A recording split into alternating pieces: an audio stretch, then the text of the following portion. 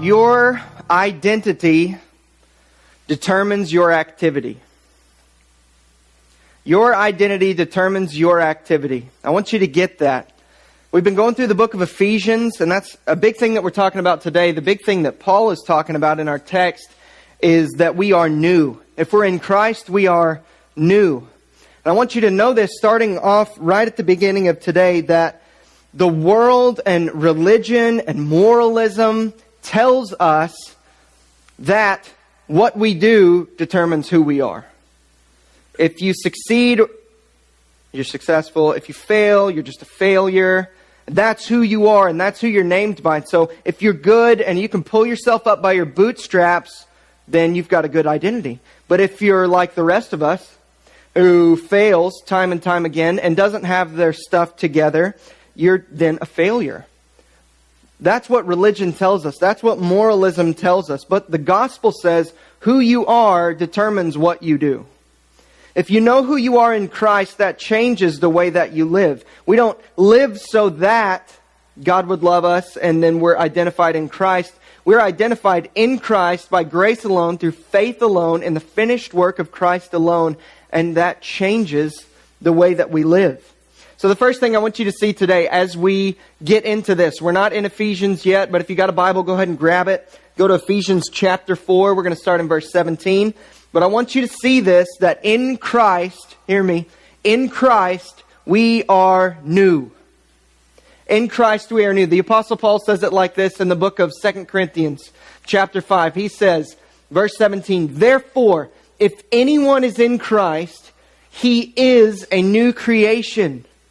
The old has passed away. Behold, the new has come."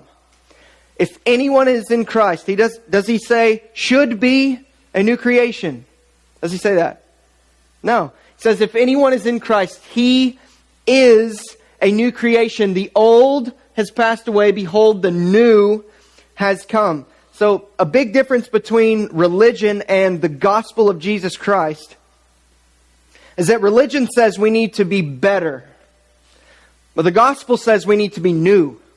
We don't need to improve who we are. We need to have that who we were and who we are killed and be brought to life in Christ. We need to be new. C.S. Lewis labored to teach this in his book called Mere Christianity.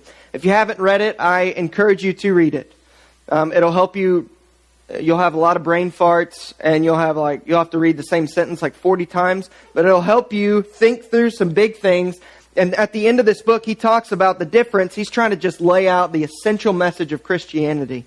He lays this out really well in saying Jesus is not seeking nice men. Jesus is seeking new men.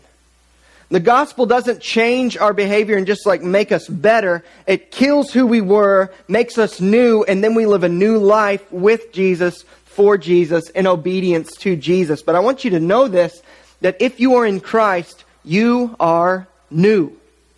The old has passed away. Behold, the new has come. So as you find your place in Ephesians, I just got to ask you at the very start, are you new? Are you new? Have you met Jesus? Have you received a new identity from Jesus, which has changed the activity of your life in the world? This is what it means to be new, that you come to Jesus with your hands empty, depending on His work for you, His performance for you, not your performance for Him, not your performance in the world, but what Jesus has done for you. You come to Him and you receive His identity, perfect, sinless. You receive what He's done for you on the cross to take away your sin, the sins that you have committed, the sins that you'll commit today, and the sins that you'll commit tomorrow and for the rest of your life. Niceness cannot produce the righteousness that God requires. You changing your behavior, that can't produce the righteousness that God, holy, creator, good God, that He requires of you. It can't do that. Only Jesus can, by making you new. Niceness cannot deal with the sin that you have committed and the sin you will commit. Niceness can't deal with that. A lot of even churches preach and teach what we just call religion. Do this, you're accepted. Do this, God will keep loving you.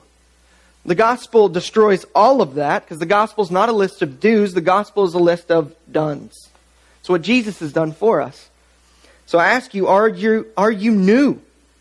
Have you received a new identity in Christ and live from that identity, or are you still trying to achieve a nice identity in the world through your works?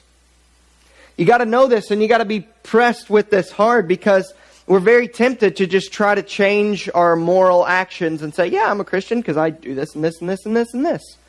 What it means to be a Christian is not what you do, but what Jesus has done for you. And when you get that, it changes everything.